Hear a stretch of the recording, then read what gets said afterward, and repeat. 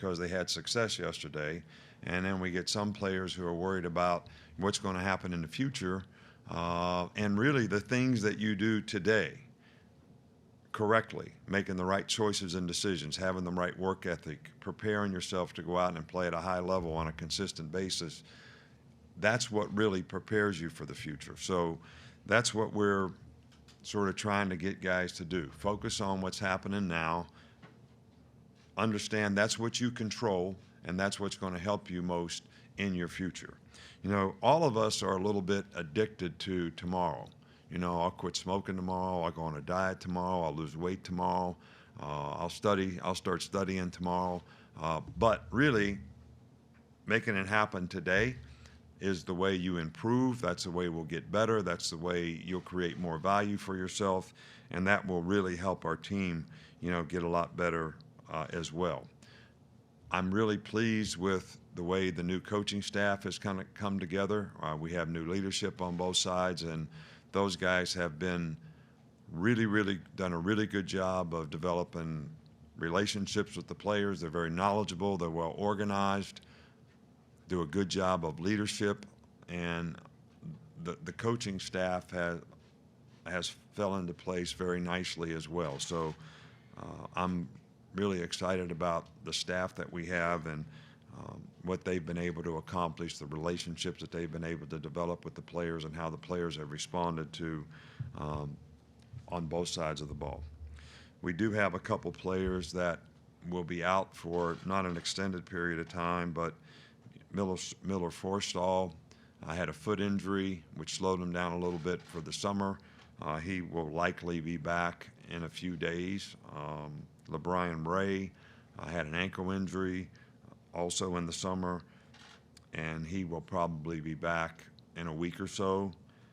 Nigel Knott has some medical issues that we're trying to work through, and it's really a little bit undetermined as to, you know, when he'll be able to get out on the field and go to work. But other than that, we're pleased with the conditioning level of our team, the attitude of our team, and how they've gotten started in this fall camp. And we had a very productive practice yesterday. Coach, we'll start over here with Charlie. Right.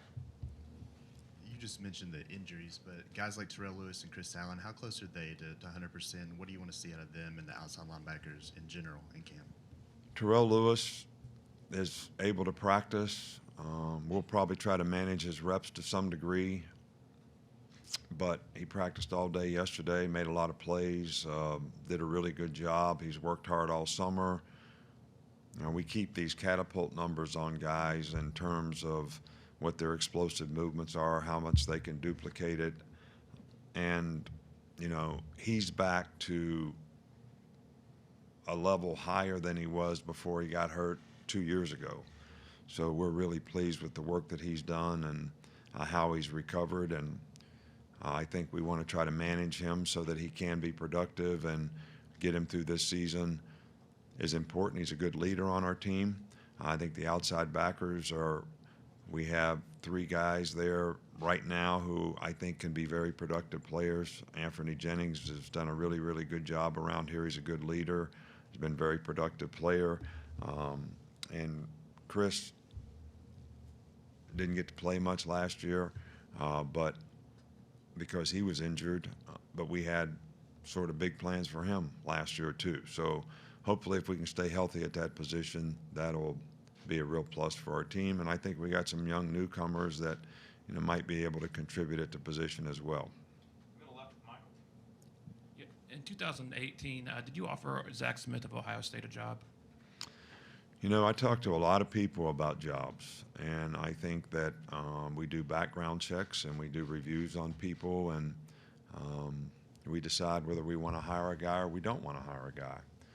I think it's pretty common that sometimes people that get interviewed someplace or someone calls and shows interest in them, that it's the way this profession works, is that you go in and use that as leverage to try to improve your situation where you are now, especially if you have a job, or you decide that that's a better opportunity for you. So we talk to a lot of coaches about a lot of things. I really never did ever offer this guy a job. We did interview him, and he did a nice job in the interview. But it was when we did the background check that we decided that there was a better opportunity to hire somebody else, and that's what we did. Up front here with John. You're obviously very familiar with Sarkisian, but even for a veteran coach like him, can you benefit from a couple of years in the NFL? I mean, did you see him grow since then? Well, I've always had a lot of respect for Sark. He's very well organized. He does a good job with the players. He's a good teacher. He's got a really good personality. He's easy to work with. I think he does a great job of managing the staff. I'm sure that I know that my time in the NFL, and I can't really speak for him, how that sort of helped his development as a coach. But my time in the NFL was very beneficial to me because you work on football or how you're going to bring personnel to your team. And when you do that all the time, I think you get better at it. And, you know, Sark did a really good job when he was here before, and I've been very pleased with the job that he's done since he's been here. Coach, middle right with Adam. Hey, Nick. Specifically with the wide receivers and these top four guys, what has been your assessment of them? Obviously, a decent amount of hype around that position here specifically. So just your blanket assessment of that position. Well, I think that those guys were all very productive last year.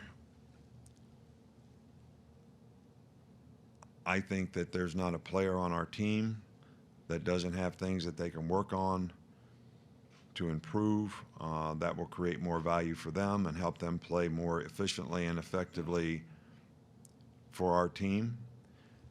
And I think that's sort of how I assess that position. You know, those guys are great competitors. They're hard workers. They do a good job.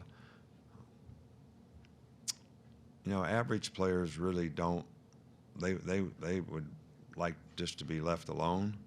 You know, good players really want to be coached, and great players want to be told the truth. And I think these guys are always seeking the truth in terms of what can they do, character, attitude, competitor, technical execution at their position, you know, to get better. So I have a lot of respect for what those guys have done here and how much I think they could improve in the future and be even more productive. Coach, we'll go back over to the left, Reiner. Given the strength you guys do have at wide receiver and the attrition you've had at tight end, could you foresee maybe some more 10 personnel? And if so, I mean, or are you wedded to the idea of having a tight end on the field at any point? Well, what is 10 personnel? I mean, where did you get that? I mean, is that,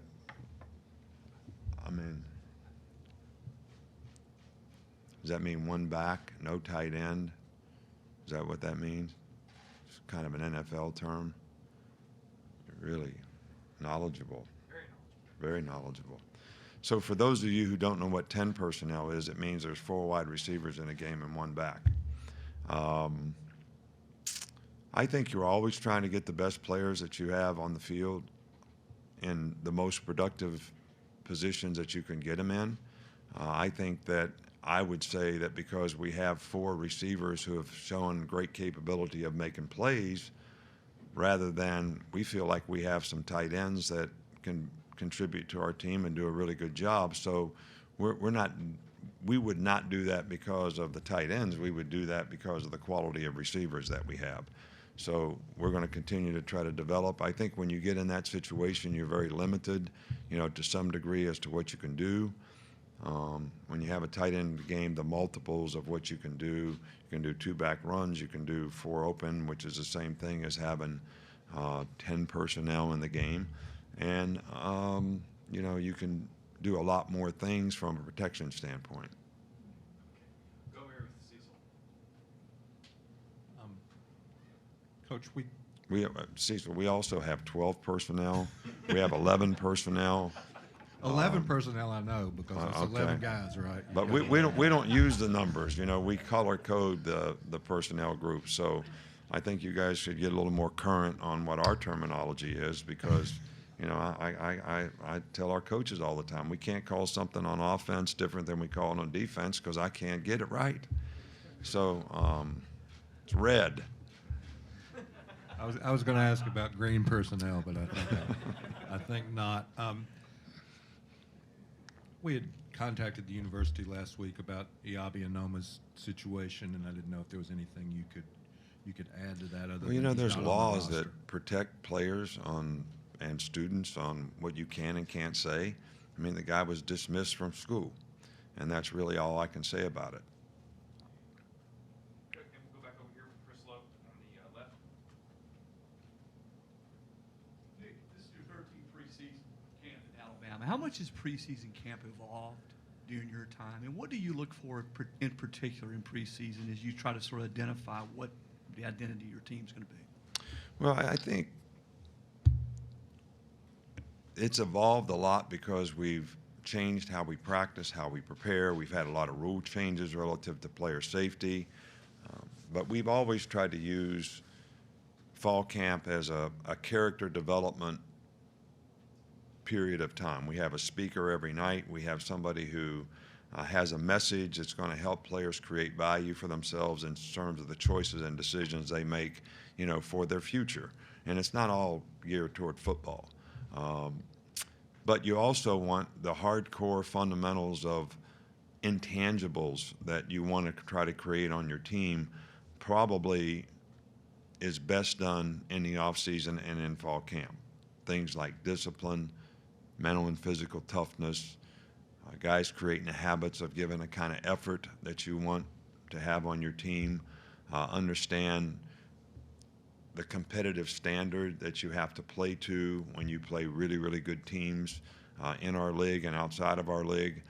So those are the hardcore fundamentals that you're trying to really establish. And obviously one of the things that we're always trying to get a good handle on in fall camp is how do you execute? Not necessarily what play we're running, not necessarily what defense we're running, but how can we go and execute these things without making a lot of mental errors. So the knowledge and experience that you can develop during fall camp, I think really helps players in that regard.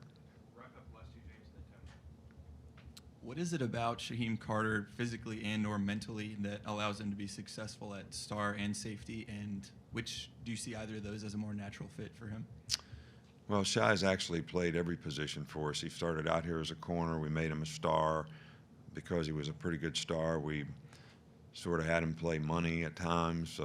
We've also had him now play safety. And I think Shaheen Carter would fit in one of the probably top 2 or 3 players when it came from a knowledge standpoint. He can answer every question in a meeting about every position. He really he would be a great coach. So I think that's what creates a lot of diversity for him as a player, to be able to play multiple positions because he's very smart. And, you know, it means something to him. You know, he's spent a lot of time trying to learn this stuff. He prepares well for the games. So I can't say that one position is more natural for him than at the other. He's always done a pretty good job wherever we decided to fit him in. Wrap up here with Tony. Landon Dickerson, the Florida State grad transfer. What have you seen, or what do you like about him, and do you find him a more natural fit as an interior lineman or a tackle? Well, we've only had one practice, and it's not been in pads. So to make a total evaluation is pretty difficult based on what the guy's done since he's been here. But we like the fact that he's played a lot of good football against a lot of good football teams. He's got a lot of experience. He's big. He's a strong guy. Will have a physical presence on the offensive line for us in terms of his toughness.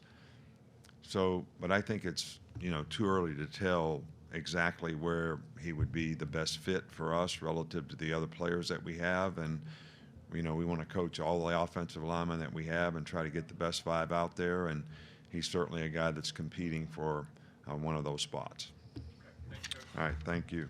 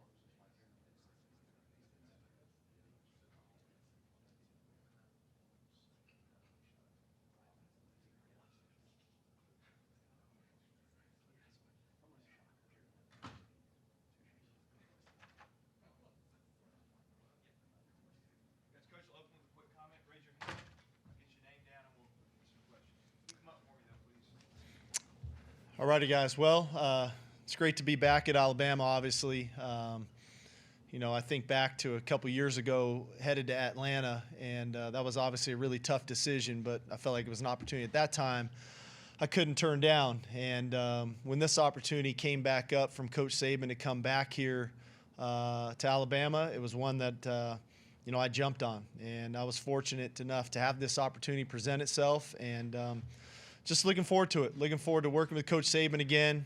He's a great mentor of mine, somebody you obviously can learn a great deal from. The players, our entire coaching staff. So excited about the opportunity. It's good to get going again. Okay, guys, we'll open the seat right back here with Cecil. Coach, Cecil Hurt from the Tuscaloosa News.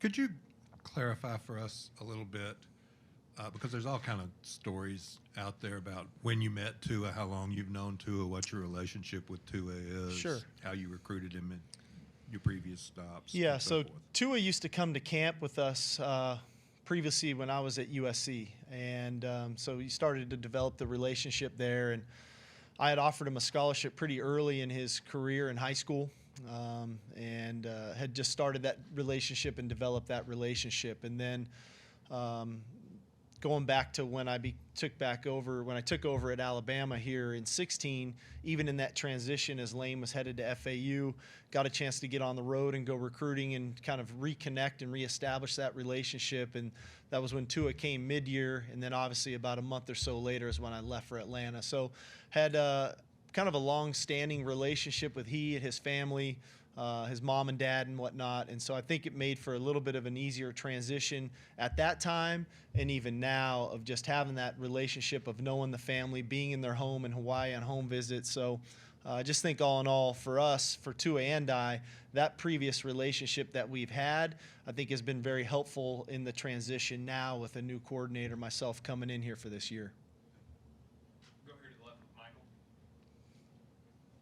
You talked about that 2017. You were able to do some recruiting. Could you see what was a potential with this class and what they've done? Are you surprised by the success they've had?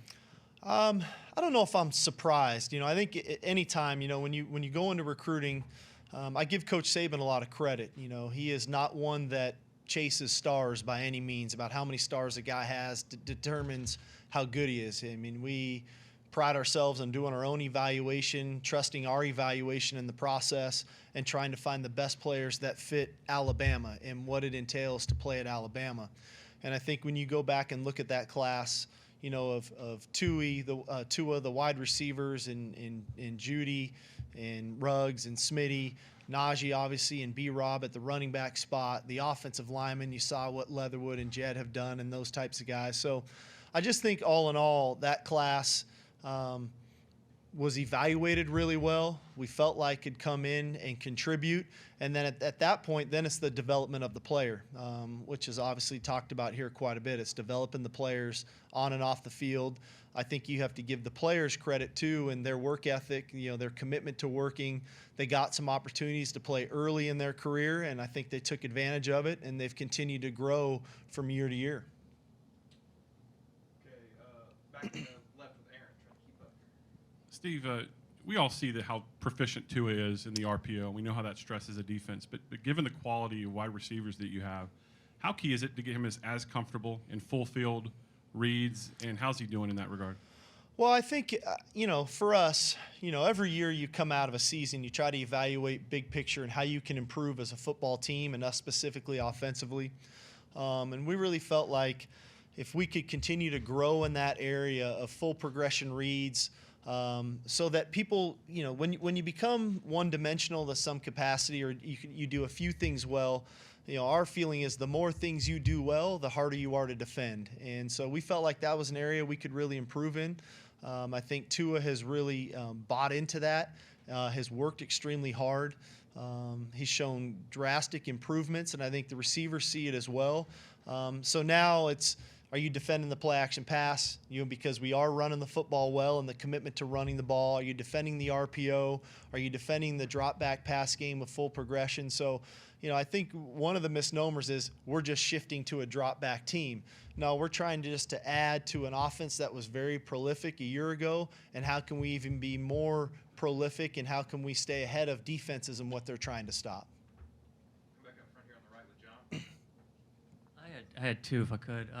First, what's it like taking over an offense that has a Heisman runner-up, Blitnikoff Award winner, and a number of other proven playmakers?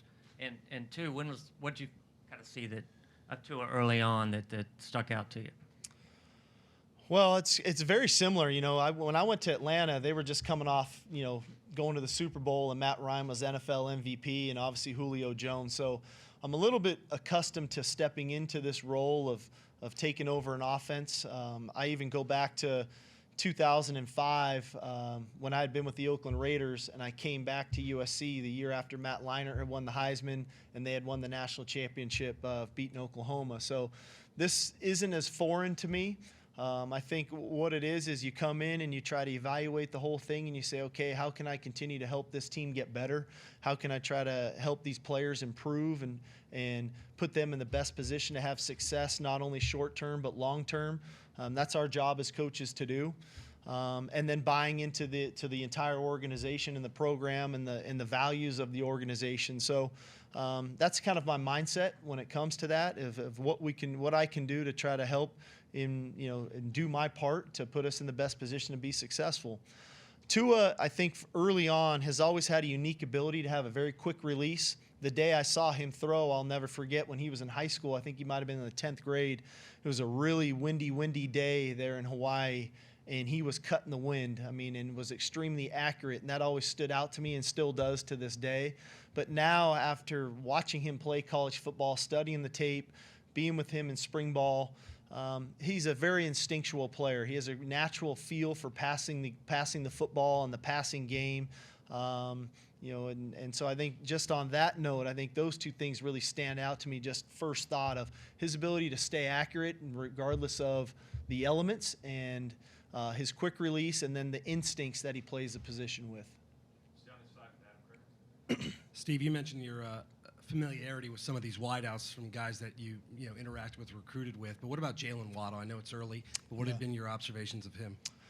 He's a very dynamic player. Jalen's the type of guy, if he gets the ball in space, he can score a touchdown almost at any moment. And I think he's a young man who works extremely hard. He has a high football IQ. He loves the game of football. He works at it. He wants to be as good as he can be, which are obviously all great qualities to have. But he's definitely a dynamic player who you have to continue to try to find ways to get the ball in his hands. Back to the left side with Ryan. Two questions. First, what did you learn most from your 1 year in the NFL? I asked Nick this, but could you foresee using like 10 personnel because of the attrition you guys have had at tight end, and given the strength of the wide receivers? Hold on, call it the right. What is it? It's not 10 personnel here. What is it? Oh, okay. So Okay, I just wanted got to it. make sure Got it. Well, I think that I had a year in the NFL early in my career back in 2005, and that was a great experience for me. At that time, I was 29 years old at that time, coaching quarterbacks for the Oakland Raiders, and Rich Gannon was the returning quarterback at 39 years old. So just the demands of coaching a guy 10 years older than you, who you felt like every day you walked into that meeting, how are you going to try to find a way to get him better and to coach him to feel like you are providing something to him to be the best player he could be? Even in that spring, it was Jerry Rice and Tim Brown were the two wide receivers, and I'm the one up in there installing plays and whatnot. So that was an interesting process, but it helped me the second time around when I went to Atlanta a couple years ago. Like I say, you have Matt Ryan in that room, you have Julio Jones, you have an all-pro center in Alex Mack. And so, what you go into is how do you try to help these guys be the best players they can be? And I think that's our, like I said earlier, that's our responsibility of coaches, is to put our players in the best position to be successful, whether that's through scheme, fundamentals, technique, whatever that may be. So loved my experience of doing that. I think the other thing in that league, and the NFL is a matchup league, and how do you find those matchups and create those matchups that are advantageous for you? So hopefully we can bring some of those things back here now that I'm back at Alabama. the red personnel for us, obviously 4 wide receivers and a running back, is something that, I think we'll definitely incorporate into what we're doing. I'd be remiss to keep those 4 wide receivers, not on the field when it presents itself to be an advantageous situation. So, too many times if they're standing next to us on the sidelines, something's wrong, or we feel good about something else that's happening. But, they're 4 very dynamic players. They're playmakers. They're competitive. They work hard. They do everything they can that they think, we think is right in the program. And ultimately it shows in the way they play on the field. So we got to continue to try to develop that package to make sure, when we use it, it's not just we're throwing 4 wide receivers on the field, but there's a rhyme and a reason why we're doing what we're doing. Back up front here with Ryan. Hey, good morning, Coach. Good morning. Curious if you could describe, maybe just kind of summarize your personal offensive philosophy in just a couple of words. Well, I think it starts in running the football. In my opinion, every year I've called plays in college football, I've always had 1,000-yard rusher. So, you have to have the ability to run the football. When you can run the football, you can play action pass. The play action pass game is a quarterback's best friend, to where defenses are trying to stop the run, and now you can create throwing lanes down the field for explosive plays, and then an efficient passing game, a high percentage completion type passing game where you get the ball in your playmakers' hands in space to go create plays. Go in the back with Chris Lowe. Hey, Steve. Hey, Chris. How much does it help you that you've already been here previously? You've worked under Nick. You've worked in this system as you make this transition back. Well, I think it's big. If you recall, when I was here in 2016, I really didn't arrive until after the first regular season game that year. So I was here for the regular season in an analyst role. So I was, part of the game planning and process, but I wasn't as integrated with the players that way. So it allowed me at that time to kind of have, I don't want to say a 10,000-foot view of the program, but I had a chance to observe the program because I was here a lot to learn from Coach Saban. As much as I wanted to come and contribute, I wanted to learn as much as I could from a man who I had so much respect for from afar. And so I really came into that situation in 2016 of trying to see how the program was ran and why things were emphasized and the way they were emphasized and when they were emphasized and what was important. And so now coming back before spring ball and as spring ball started, and to hear some of those things get brought up, it just brought back a lot of thoughts and reminders, and I was able to go back through some notes of why those things are important, and then to start to emphasize them on our own, even on the offensive side of the ball, to support that message. And so I think it was big. Obviously, schematically, had a good feel for the system. Obviously, things change a little bit as coordinators change from Coach Dayball to Coach Locks, and now I'm in. But big picture-wise, I think it was very helpful in 2016 to be here for that season. A few more. Back to Cecil here real quick. Thanks. I had one more. Excuse me. I know it's a oversimplification to say, we've got it back. We want to get him the ball 20 or 25 times. But do you see Najee having that capability to handle that? And also, I think he caught 1 ball last year. How are your running backs as receivers? Right. Well, I think obviously when you look at Najee from a physical stature standpoint, he's a big physical runner. Very traditional, the types of runners that have been here at Alabama. And so as you go through that process, obviously there's the development of Brian Robinson, there's the development of Jerome Ford, Trey Sanders, Keelan Robinson, some other guys at the position. Ideally, we want Najee to be fresh and continue to get better as the season goes on and later in the year. So you manage those number of carries, accordingly as the games go.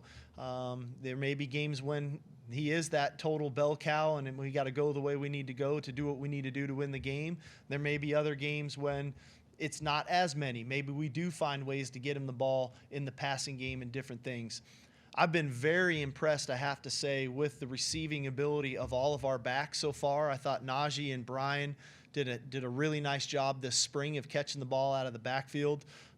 Early on, what I've seen from Trey and Keelan, they provide those same types of things. And that is something in this system, especially with me, the running backs as receivers out of the backfield are a big benefit for us, especially when we know there's going to be so much attention on the 4 wide receivers. I think we can create some good matchups there with our running backs. Two more will go. AJ and then Alex. Keeping on with the running backs, when Trey Sanders decided to commit to Alabama, he spoke on his talents, being able to take him as a Heisman finalist in his freshman year. Can you talk about what you've seen from Trey Sanders, both as a person and as a player? I think Trey is an extremely hard-working young man. He's serious about football. And I think the majority of our players that choose to come to Alabama are serious about football and want to be great. And so everything I've seen out of him is he wants to be a great player. He wants to work extremely hard.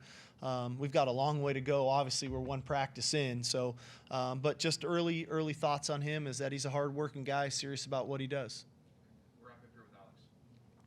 You talked about your experience kind of in the NFL all over the place. You obviously have West Coast roots. How have you seen your offensive scheme evolve over the years, even to the point now where you're adding RPOs and other things like that? Yeah, it's interesting. You know, the game has evolved a lot from when I first got in 20 years ago to where we are today, just in general, whether it's NFL or college.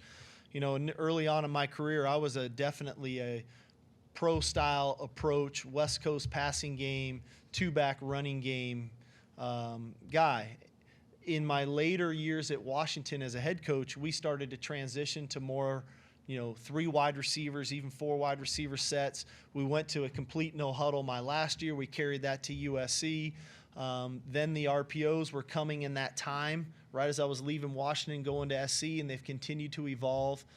Got to the NFL, incorporated some of those RPOs into the NFL game, but then learned a lot about the matchup game and why the matchup pieces are important to what you do. So I think we are forever evolving. The game of football ultimately is about being physical up front, being able to run the football, taking care of the football, and scoring when you have opportunities to score. So those things will never change in the game. How you get to all of those points are always forever evolving, and I think that's our job as coaches, to evolve, to put our players in the best position to be successful. All right, sir. Thank you. Okay, guys, thank you.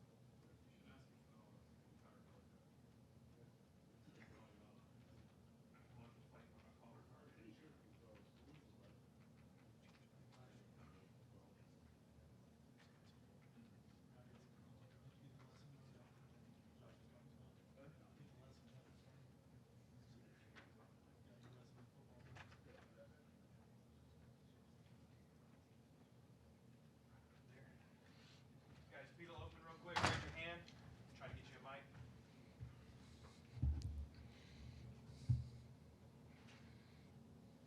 Go ahead, boss. All right. Hey, good to see everybody this morning. Obviously, fall camp's in the air. This is my favorite time of year. Seeing the guys, how hard they've worked, obviously in spring, and talking to you guys after that. And then, obviously, their attention to detail and their hard work during their summer. And then, obviously, being able to get back on the practice field with them. It's by far my favorite time of the year. I think overall, I think we're in a good place. I think coming out of spring and coming out of the summer, I feel like defensively they worked extremely hard. I feel like there is the attention to detail, obviously, that coach demands, that we need to be successful and continue the success on defense that Alabama and Coach Saban has always had. I think obviously we do have to replace several guys from last year that were some key players and some good players. I think we did have some depth last year and some younger players that learned a lot, from those veteran guys that left, that are in a good place that we have to continue to develop and get better and be able to play winning football. But I think the biggest thing is I think we're seeing some of these older guys now that are seniors and juniors fill in those leadership roles. And I think that's obviously something very critical to our success, and especially with the recruiting class that we had and some freshmen we had last year, it really helps in their development.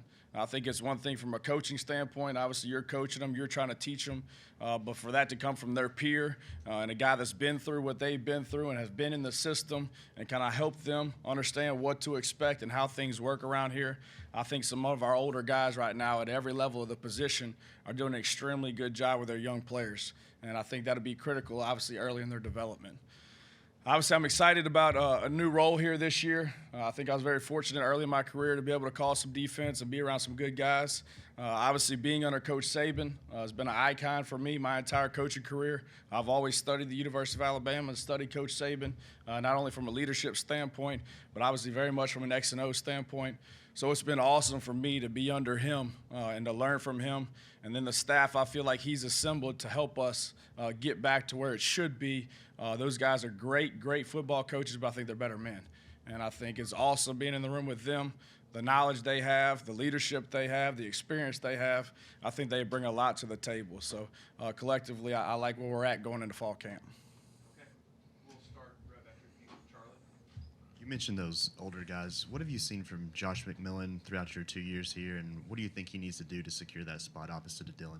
Yeah, I mean, I think Josh is a very intelligent kid. Obviously, he's an engineering major, but football comes easy to him. He understands the X's and O's and all those things. So my biggest message to Josh, and it has been, and I think what he's doing now, is he's having the ability to affect the 10 guys around him.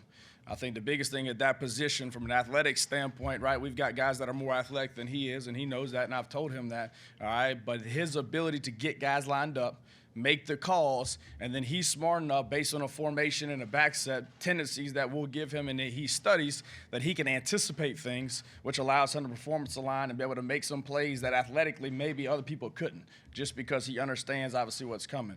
But I think his biggest thing, all right, and his biggest role for us is to be able to affect the other 10 guys on the field.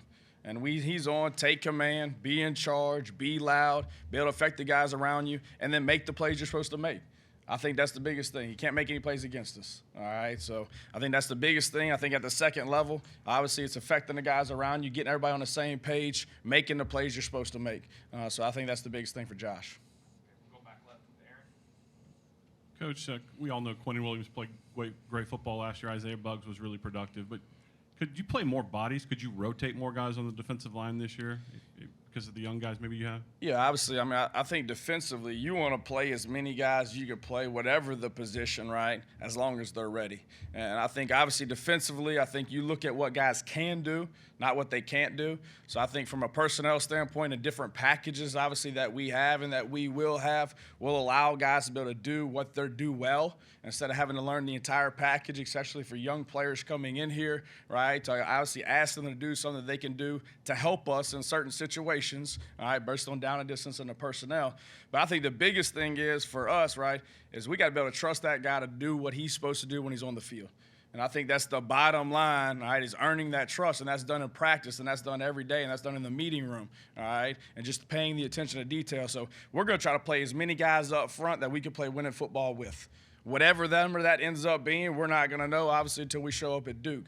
But I think our job as coaches is try to develop that every day to where you're developing the bottom half of your roster to where now you can rotate guys to obviously try to not save them, right, but be able to sustain within the fourth quarter with your best players. But I think the biggest thing as coaches is, we can't put a guy out on the field that's not ready to play. And I think that goes back to coaching. We got to develop and get them ready to play. It's our job. Stay on that side with Ryan. Why has Southeast Louisiana been or Southeastern been a incubator for coaches at this program? How much did you guys learn the defensive scheme that maybe is used here, or get at least the foundation of it, and during your time there? Yeah, I have no idea how many guys from Southeast have been here. I have no idea, but there's been more than one. Okay, I got you. Yeah, I think the biggest thing, obviously, I think defensively, right, regardless of where you were at, right, I think it's a different philosophy here. And I think that was the one thing I was most excited about with having the opportunity to come to Alabama is learn Coach Saban's philosophy. All right, so obviously there's a lot of things that are similar to things that you've done. It might be different from a terminology standpoint in those things. I think obviously from a personnel grouping, we were very similar there in the things that we did from a 3-4 standpoint and getting in a nickel and getting into the 4-2, both odd and even. So I think that helps you when you come into the system, be able to understand, hey, this is the same as this. But to me, it's a completely different concept because you got a completely different guy running it, and it's the best guy to ever do it. So that was what was exciting about me. You've got a defense, you run a defense a certain way for so long. Well, I want to learn a different way how to do it. And then that way, whether you're here or you leave here or whatever it is, right, then you kind of merge those things. I think that's the best thing about Coach Saban that he does, right? His defense has worked, and it's been successful for a long time. But he's still looking every offseason, how can we get better? What do we need to change? All right, what part of our package did we not do well last year based on tendencies? And then what can we change? Let's go find the best way to do it. Let's get in a room. Let's put our thoughts together. And when we leave here, this is how we're going to do it. So the most exciting thing to me is not what I've done, but it's what I've learned here and have the ability to continue to do. You talked in your opening about depth. Are there any concerns about depth in this defense this year, and where have you seen improvements in that? I mean, I think obviously that's what fall camp's for. You know, I mean, I think coming off of day one, I thought we had a lot of guys that did some good things.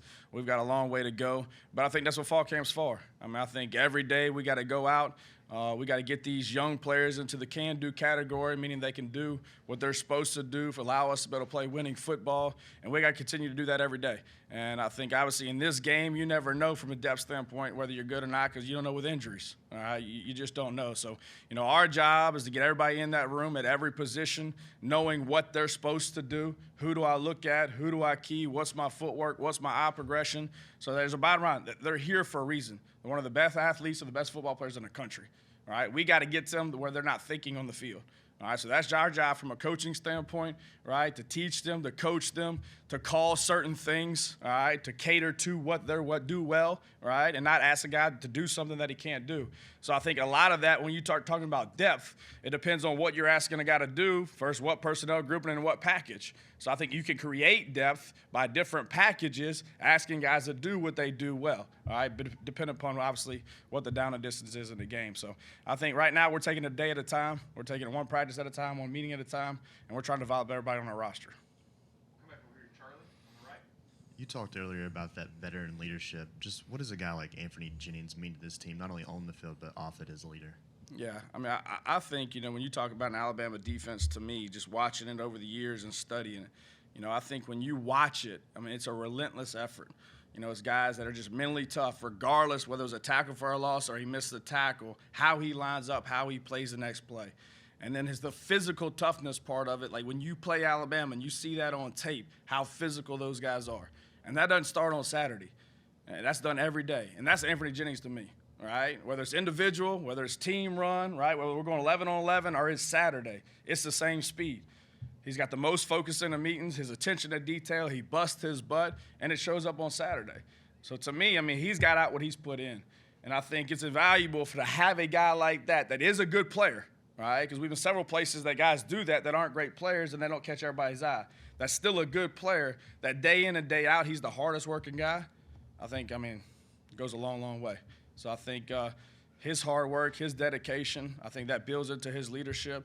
And I think he now has the ability to hold other people accountable because he does everything what he's supposed to do. Back to Steven. Good morning, Coach. How you feeling? Good, baby. How are you?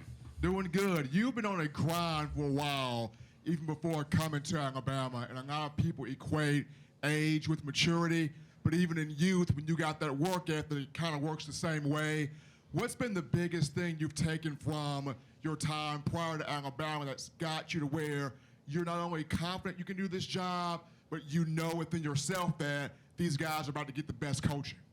Yeah, man, I think obviously I played Division II football. Y'all know that. You know, I GA'd one semester and then got my first DC job at 22. And I've never looked at where I was at, where I was trying to go. And, you know, my old man was a high school football coach for a long time. And whatever I was going to do, I was all in where I was at. I've never called another guy for another job. I didn't have it calling agents, doing all that BS. I'm here to coach football.